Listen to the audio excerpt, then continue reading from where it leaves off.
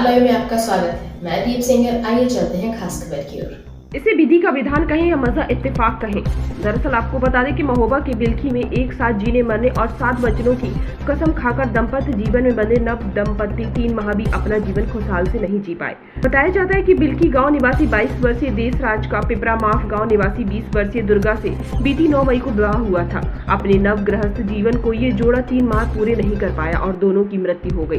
देशराज अहिरवार साहूकार के कर्ज से परेशान चल रहा था। उसके ऊपर तकरीबन 5 लाख रुपए का कर्ज था, जिसे चुकाने के लिए वह अपनी 4 बीघा खेती पर ही निर्भर था। मगर खेत में बोई मूंगफली की फसल बारिश न होने के चलते खराब हो गई।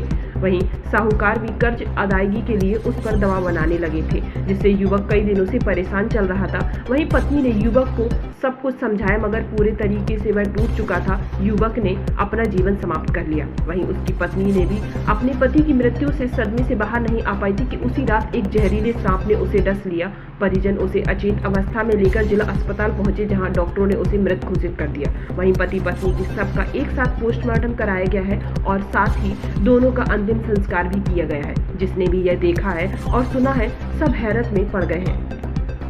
संवाददाता मोहम्मद सरफराज की रिपोर्ट।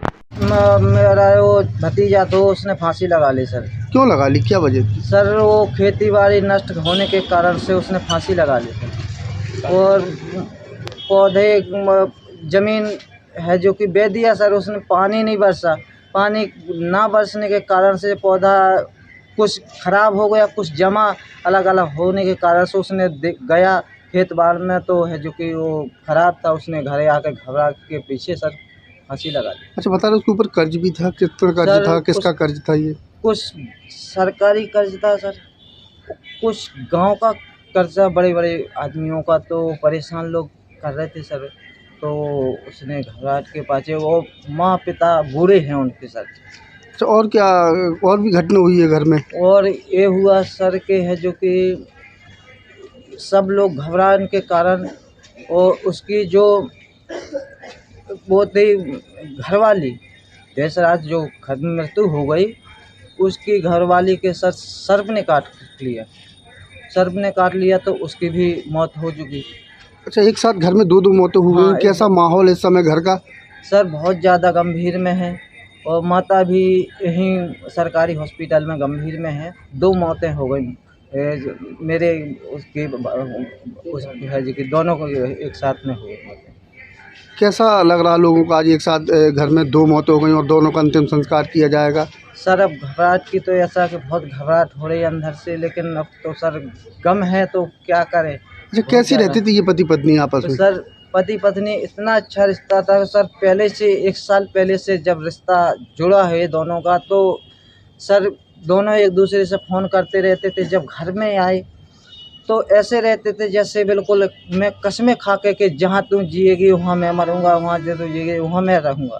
सर ऐसे में के कारण से दोनों एकदम से गंभीर, जैसे ही भतीजा ख़त्म हुआ उसे ही है जो कि भतीजा है जो कि गंभीर के पीछे है जो कि मेरी बहू खत्म हो गई सर।